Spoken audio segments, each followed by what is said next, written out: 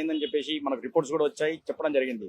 So ఎలా ఉంది ఇప్పుడు మీరు లడ్డు కొన్నారు కదా, సో లడ్డు ఏమైనా చేంజ్ అయిందా ఏంటంటే ఏం చెప్తారు? చాలా చేంజ్ అండి. ఇంతకుముందు మేము తీసుకున్నప్పుడు క్వాలిటీ తగ్గిందని క్లియర్ గా తెలిసిపోయేది, స్మెల్ లో కూడా టేస్ట్ లో కూడా. ఇంకోటి లడ్డు ఇలా పట్టుకోగానే బ్రేక్ అయిపోయేది లడ్డు. ఇప్పుడు అలా బ్రేక్ అవ్వట్లేదు, స్మెల్ వేరే ఉంది, టేస్ట్ కూడా వేరే ఉంది. ఇప్పుడే తిన్నానండి.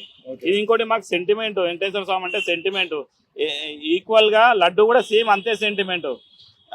మాకు చాలా బాధగా ఉంది ఇట్లా ఎనిమల్ ఫ్యాట్ అది మిక్స్ చేసిరన్నాక. మేము అసలు నాన్ వెజ్ తినము, అలాంటి మమ్మల్ని లడ్డు రూపంగా నాన్ వెజ్ తినిపించినట్టు అయిపోయింది. మాకు చాలా బాధగా ఉందండి. దీన్ని కఠినంగా శిక్షించాలి. దీన్ని కంపల్సరీ దీని పాపం కూడా పక్కా వాళ్ళకి తగులుతుందండి. సో ఏదైతే గత వందల సంవత్సరాలు, వేల సంవత్సరాల నుంచి లడ్డు ప్రసాదం అనేది ఒక చాలా పవిత్రమైన మన హిందూ మనం భావిస్తుంటాం. సో దీనికి సంబంధించి ఒక నెయ్యి సరిగా వాడలేదని చెప్పేసి ఒక బీఫ్ సంబంధించి కానీ, ఒక ఫిష్ ఆయిల్ సంబంధించి కానీ, ఈ ఎవరైతే వెజిటేరియన్ కూడా నాన్ వెజ్ తిండి పిచ్చే చేసిన ప్రభుత్వం. సో దీనికి సంబంధించి ఇప్పుడు ఏదైతే ఎన్డీఏకి సంబంధించి చంద్రబాబు కూడా ఇప్పుడు ఎన్డీఏలో కోరడం జరిగింది సిబిఐకి ఎంక్వైరీ చేయాలని చెప్పేసి. సో ఇది ఇంకా ముందుకు ఇంకా ఏం ఎంక్వైరీ జరగాలి, ఎలాంటి శిక్షలు పడాలి వీళ్ళందరికంటే ఏం చెప్తారు? నేను ఫస్ట్ ఒక సందేశం ఇస్తాండి, ఏమనుకోదు, ఇది కాంట్రవర్సీ అనుకోదండి. మన హిందూ టెంపుల్ల మీద పరాయి మతస్థుల పాలన ఎప్పుడైనా డ్యామేజ్ చేస్తుందండి. మాకు ఒకసారి ఓటేసే ముందు కూడా ఆలోచించి ఓటేయాలండి.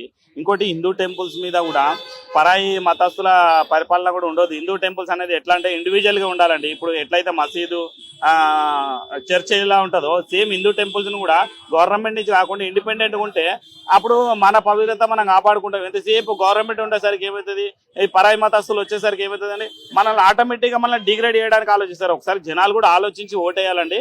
ఇంకోటి మన హిందూ టెంపుల్స్ మీద కూడా మనోళ్ళ పాలన ఉండేటట్టుగానే చూసుకోవాలండి. వేరే వాళ్ళు మన ఆధిపత్యం మన మీద ఉంటే ఎప్పుడైనా మనల్ని డిగ్రేడ్ చేయడానికి ఆలోచిస్తారు. ఒకసారి ఆలోచించాలి అందరు హిందూస్ కూడా ఒకసారి. సో ఏదైతే వెంకటేశ్వర స్వామికి సంబంధించి కానీ, అలాగే తిరుపతి లడ్డుకు సంబంధించి కానీ ఏవైతే ఈ దుర్మార్గ పనులు చేసినందుకే వైసీపీ కోల్పోయింది అనుకోవచ్చా?